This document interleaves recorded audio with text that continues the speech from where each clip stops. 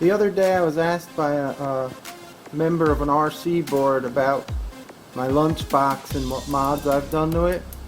So I'm gonna show what mods I have done to it. These are my 3 lunchbox type chassis cars here.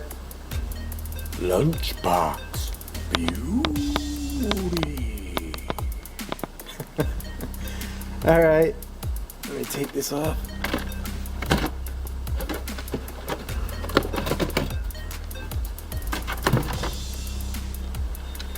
Alright, here's what I did to my lunchbox.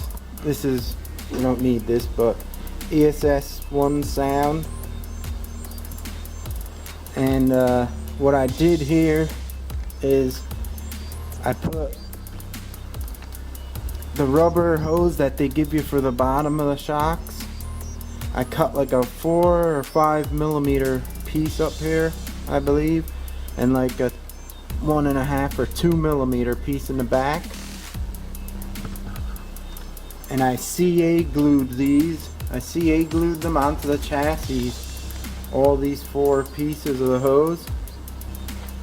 And the front ones hold the A-arms up so they ain't down so far with the crookedness of the camber. And what it does is it acts like a friction damper, so you can see it's not as good as a shock, but better than nothing. And I did it on the back too. And the good hop up is the 20 turn Duratrax Photon Speed 2 motor, 20 turn motor for like $12. It's a good upgrade for all these Tamiya kits that use the 540. It gives you a lot more speed for cheap speed.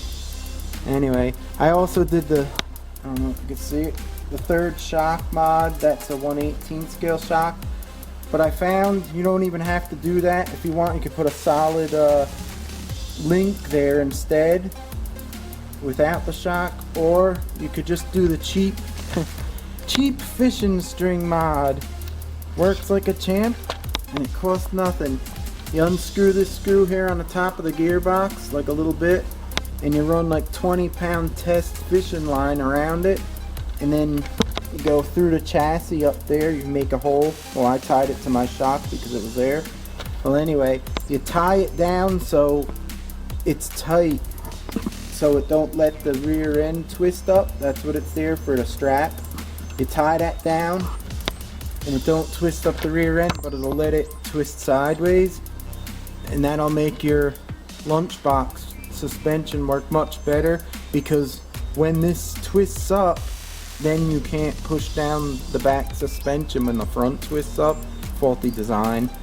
Anyhow, yeah, so you just tie that around, put a little goop like glue on there so the screw don't unscrew, just to hold it from unscrewing once you do that, and it works like a champ.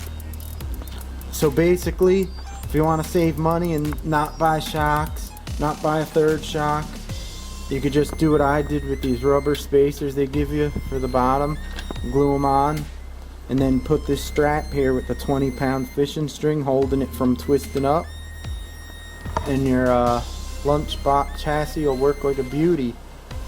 And on my pumpkin, I have full oil shocks and the 3rd shock mod. And I put the fishing string because I swear the fishing string mod works better than the 3rd shock mod. Now on this one,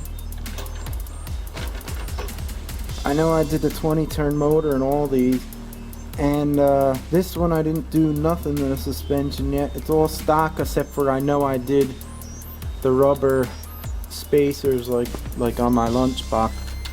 Cheap little mods. And if you don't want it to wheelie as much, another thing I did on all mine is I put a little rubber hose glued to the back here of the battery tray, a soft rubber hose. I CA glued that to hold the battery forward so it doesn't wheelie as much, and that makes it work better also. I just want to show you how it works much better this way than stock without the rubber hoses on the top, see, glued down. You can put a little like grease on them too also. See how it don't bounce? You know, if that was a stock one, it would be bouncing like a rat trap. So, works pretty good. You save money on all these mods. The $12 motor gets you a lot more speed. The fishing string makes your suspension work better. And these gluing the rubber hoses down, 4 or 5 millimeter in the front and 2 in the back, makes your suspension work much better than stock spring bouncy effect. So that's it. And there you have it, the Lunchbox Chassis crew. See you next time.